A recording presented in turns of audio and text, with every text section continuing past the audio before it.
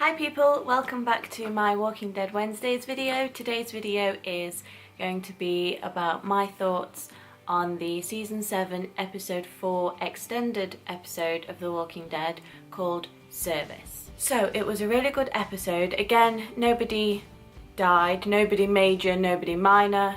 So it wasn't explosive, but it was a really good episode. Again, this season of The Walking Dead feels completely different to all the other seasons, and it's definitely now, until we get another major walker threat like a massive herd, it's definitely going to be focused a lot more on people and what people do when there's no government, when there's no rules, when people can make their own rules.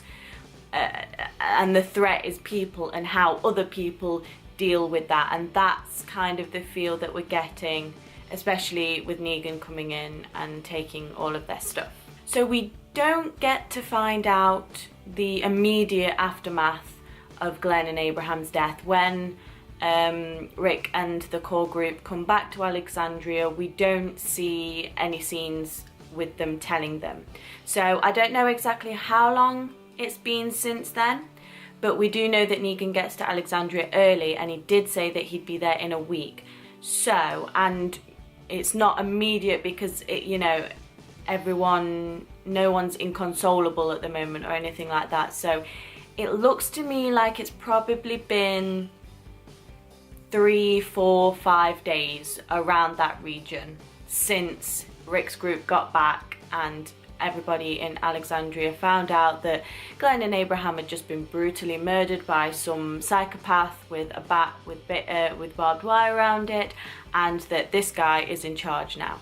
So the episode opens up on Rick and Michonne, and in a lot of scenes in season 6, when we opened up on them in bed together, they were quite close to each other. In this scene, they both have their backs to each other and there is a lot of space between them. So that is just basically showing that it's not that they're falling out of love with each other or anything like that, but it's just showing that it's very hard for them after what happened. So when Negan and his crew come along, he brings Daryl, and Daryl just looks like absolute crap, bless him. And he has to help the Saviors take everything away from his home. It's still his home and he has to help do that. And Negan mentions, he's like, where's the sick girl?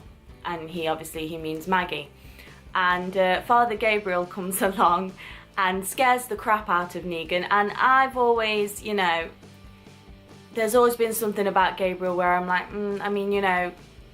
the whole locking the people out of the church thing, I kind of got it, but I kind of didn't, because he is supposed to be a man of God and he's supposed to help everybody. And then obviously when he snitched essentially on Rick's group when they got to Alexandria, I was like, no, that's bad. You don't do that to people who've literally been helping you for the majority of season 5.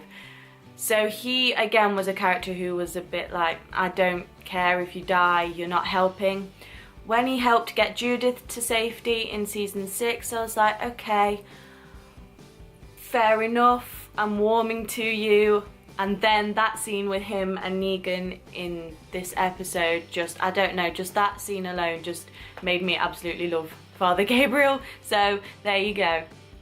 And quick thinking on Father Gabriel's part, because when Negan asks to see Maggie, or asks where she is, they basically show him her grave. Obviously she's not really in there, but he doesn't know that. And Negan comments on the fact that number 2, i.e. Glenn, was her husband, and the widows always go to Negan after he's just bashed their husband's brains in. And he's like, I was going to invite her back with me, and you might be surprised at the amount of widows that come to me even though I've just killed their husbands. Yeah, maybe some women. Sherry, under different kind of circumstances did it. Other women, yeah, maybe.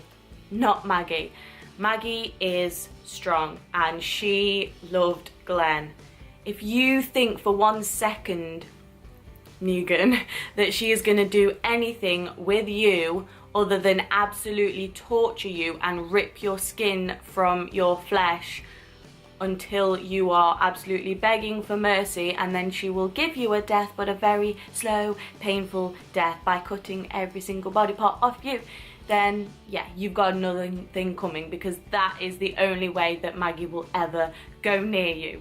And as he's saying all his spiel, as Negan likes to do, there is a gunshot that is heard, and Negan has that face again. He most of the time is all happy and smiley and making jokes, and you're like, this guy's not so bad.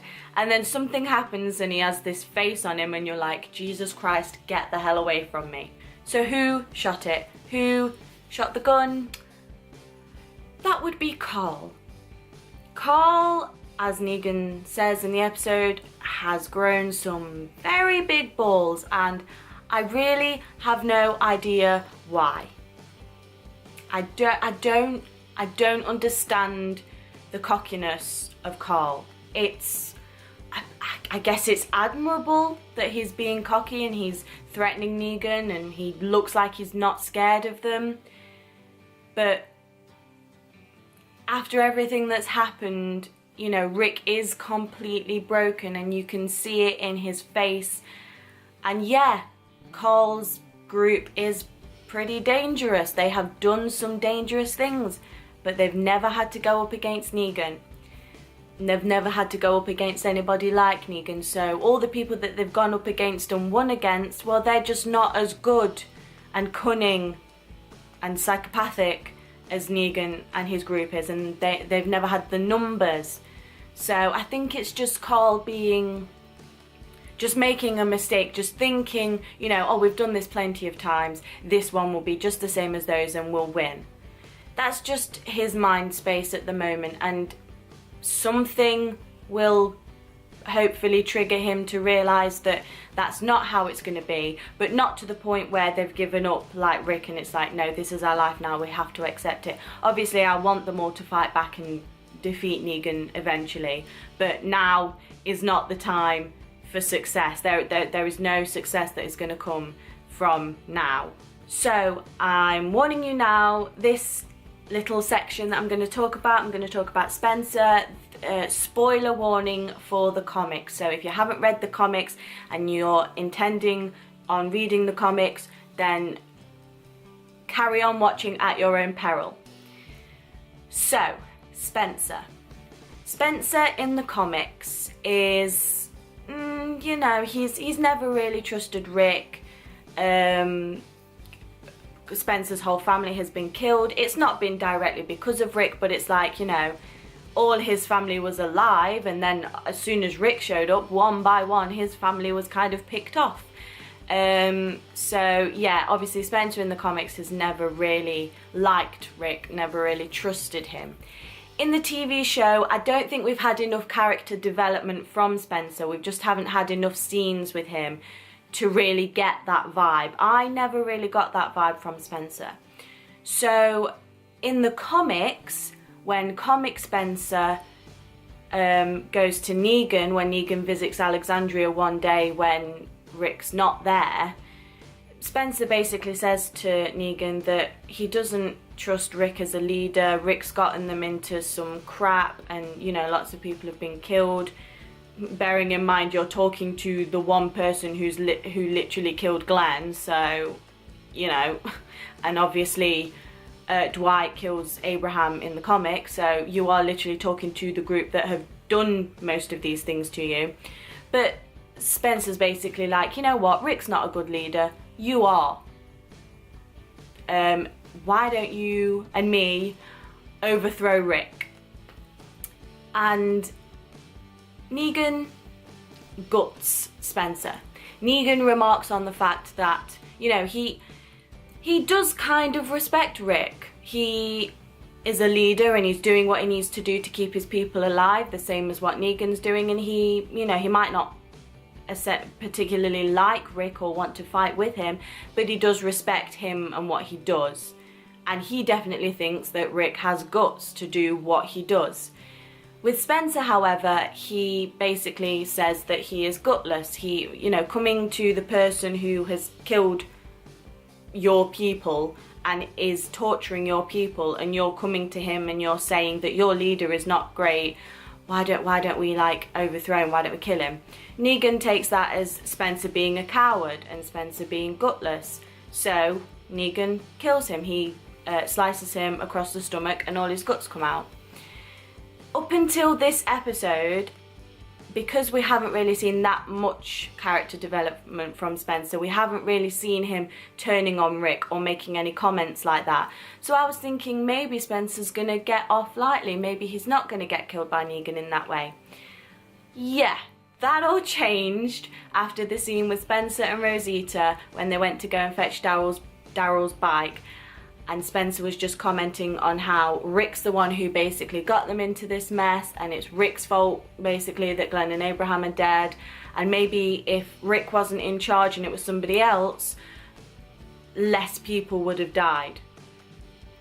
I'm thinking more people would have died, and if you're in charge, Spencer, I'm thinking let's just give up now and just shoot ourselves in the head, because everyone's going to be dead if Spencer's in charge.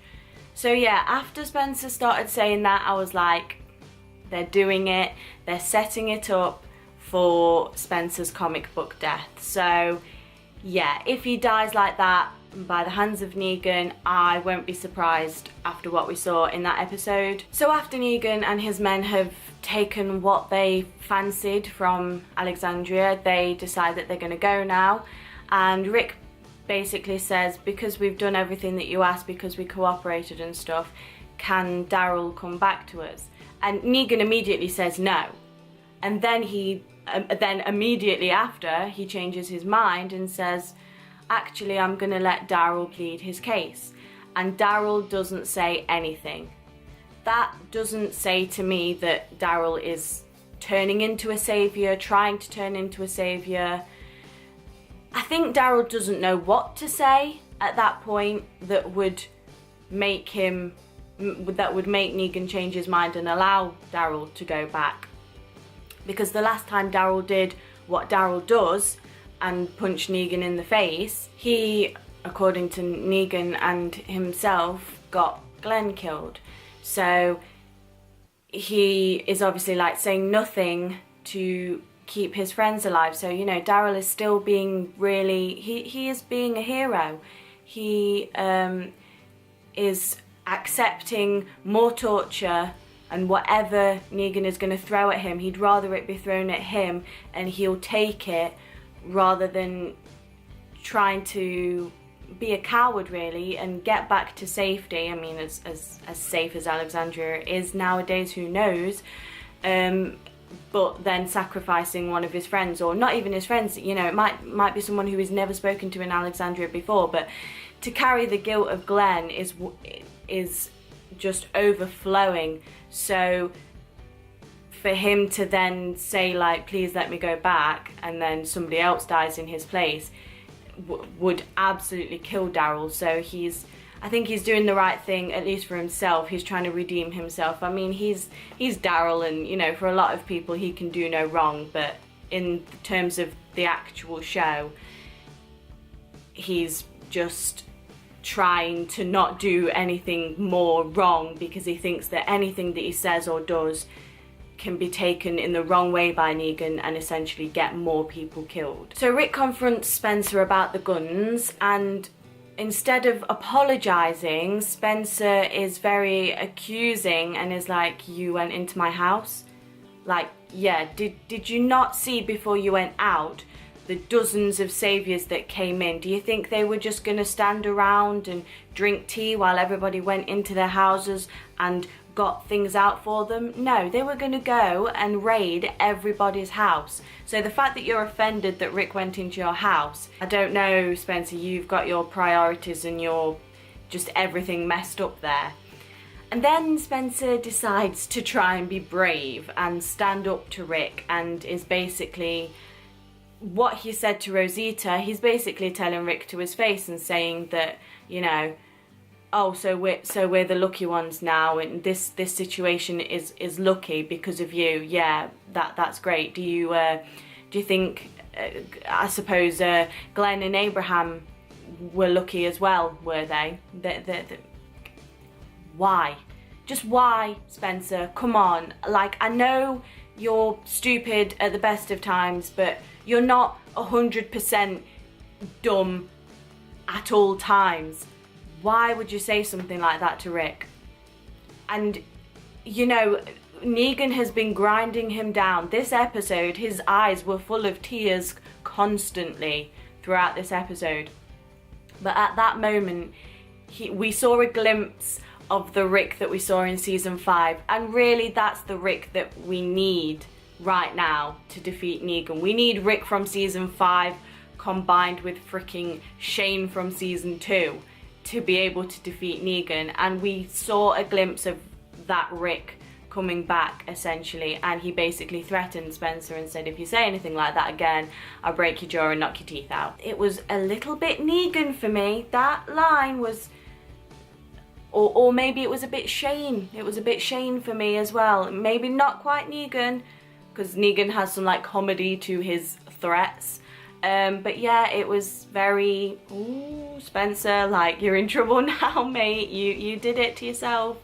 And yeah, speaking of Shane, Rick reveals, I don't know if reveals is the right word because I don't think it's 100% confirmed really, but Rick reveals to Michonne that he knows that Judith isn't his. He lets Michonne know that his wife and his police partner, Shane, were having a relationship when they thought Rick was dead, and he knows that Judith isn't his. And the reason that was brought up is because Michonne is not accepting this life that they have to live, and Rick is basically telling her that you have to accept it. You don't have to like it, but you have to accept it so that you can stay alive. So he brings up the situation with Judith, saying that he obviously doesn't like the fact that he knows that he's not Judith's father, but he has to accept that fact to keep her alive. Like, I mean, not accept the fact that he's not her father to keep her alive, but sort of accept the fact that it happened, but also know that he is her father. Like, Shane is the person who, in his mind, created her and brought her into the world. I mean, Laurie obviously did that as well, but he was half of who brought Judith into the world. But Rick is the one who has raised her and kept her protected, and in his heart, he is Judith's father. In his mind, he's not, but in his heart, he is. And he had to accept that to keep her alive. I still don't know about that. I mean, I guess if Rick doesn't have like a 100% paternal instinct towards her, then, you know, and he's a smart guy, maybe it's just that one little bit of him that doesn't feel completely that Judith is his, and that's probably what he's had to live with for a while. But that doesn't mean that she's not his. We don't know, and we'll never know.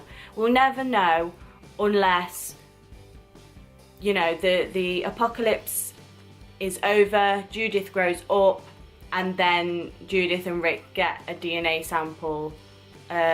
Judith and Carl would have to, because they are brother and sister, so they'd have to get a DNA, and then Rick would have to get a DNA, and then that would prove whether or not Judith was Rick's or not. But we're never going to get that, so we're never going to know for sure.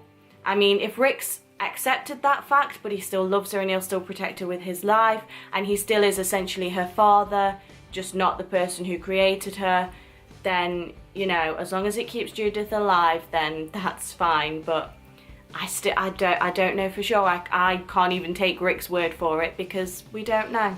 So when Negan and his saviors basically started taking everything from Alexandria, they were taking a lot of things that, well, it was stupid things really. They were taking armchairs and they were taking mattresses, and Negan was saying that he wasn't going to take any of the food. He took the deer, and I'm sorry, but the deer is food. Like, in America, people are very big on eating deer meat, So that's food. So, you know, you kind of lied on that as well, Negan. You took the deer.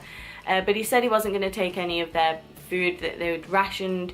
And he did take basically all of their medicine. So out of the things that they took, the medicine is the thing that probably they needed. Everything else they didn't need. And that was demonstrated by the fact that when Michonne went out hunting, she came back and there was just a pile of mattresses stacked up and they'd been set on fire. And it just proves that Negan's group are not taking things from places because they need them. They're just basically doing it to show that they have power over everyone, because they're taking things that they don't need and then they're getting rid of them. Like, we know they don't need them. We saw the sanctuary, we saw all the beds. They don't need them. In Alexandria, they need those beds. If they don't have the beds, or the mattresses at least, then they have to sleep on the floor. Yeah, they've got these nice houses, but what's sleeping on the floor? It's not great. So yeah, taking those mattresses and burning them was to show Rick's group that they have the power, and they're not doing things because they need things. They're doing things because they want them, which truly makes them villains. With Rick's group, everything they've done is to survive, and everything Rick's done in terms of killing other people is to keep his group protected. But what Negan's doing, he doesn't need to protect his group. His group don't need mattresses. His group, I mean, maybe some of them need medicine, we don't know, but what he's doing it because he wants to and because he feels like it, not because he has this need to protect his family, because the Saviors are not his family to him. They're just his minions who do his bidding for him so he can have a cushy life. So those were my thoughts on episode 4 of season 7 of The Walking Dead. Next episode we are at the hilltop, which is going to be interesting. We're going to see Maggie, and hopefully we'll get to see what was wrong with her. Hopefully she'll get better and she'll get into fighting shape, because she definitely wants to go to war against Negan. So let me know in the comments what you thought about the episode and any points that I've made that you agree with or disagree with, and I will see you in the next video. Bye!